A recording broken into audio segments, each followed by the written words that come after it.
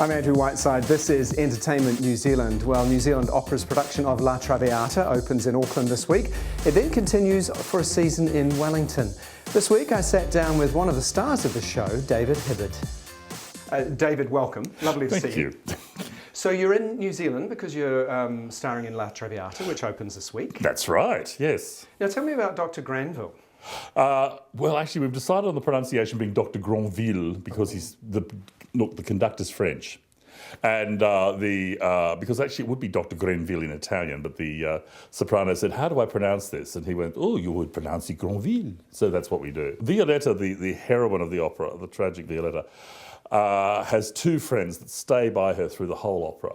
And one is her maid, Anina, who's being paid to stay by her, and the other is Dr Granvil, her doctor friend. The lead tenor, Sam, believes that Dr Granvil is actually murdering her because he appears in 3 of the 4 acts, and the only time he doesn't appear is when she's gone to the country out of his influence, and she suddenly starts feeling better. So Sam has decided that Dr Granvil is actually a mass murderer.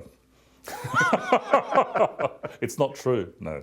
Well, I mean, that would be very operatic, though, wouldn't it? It would be. The plots are, larger than life. Now, I Googled you. I told you on the phone that I'd definitely Google you. There's a It felt fabulous.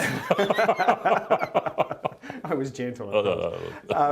So there is a David Hibbard who is a performer in Broadway. Yes. Cats. Yes. And I looked at that and I thought, no, that's not the David Hibbard. No. But I did. I have my iPad here. I did find something on you.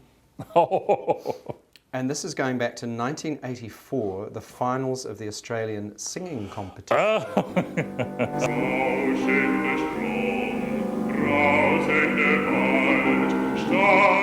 I know the clip you're showing. Yes. So that's going back a fair way. Yes, before a lot of my colleagues were born. What's interesting about that is that it was the second ever national singing competition in Australia, and it was reviewed. And the man that reviewed it said, you never forget your bad reviews. He said, all the singers were of a generally good standard except for David Hibbard, who made a strange hooting noise. He only stopped hooting to shout occasionally. And I always remembered that review. And then the singing competition posted that on YouTube, and a friend of mine emailed me and said, "You've got to see yourself." Anyway, I watched it. I thought, he's good. So I thought, there you are. I've been carrying this horror around with me all my life about what this reviewer said. What was he doing in reviewing a competition anyway? Well, it was good that it didn't put you off. No, although it made me a bit scared for a while. And I used to always, I know for my first few jobs, I'd always apologise, and say, "Oh, I'm terribly sorry, I must be singing terribly." And they go, no, that's why we hired you, you're good. And I go, "Oh, no, I can't be good." Yeah. That's crippling self-doubt that all artists have.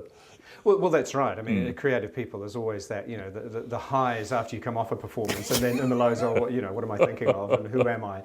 But it doesn't help if you get... No, at the age of 24 to get a review like that is just, disastrous. So you're a bass? Yes. We're the lowest of the voice types, and we're often the slowest to develop. It can take, a lot of... But on the other hand, basses, as a rule, can have much longer careers. We keep singing...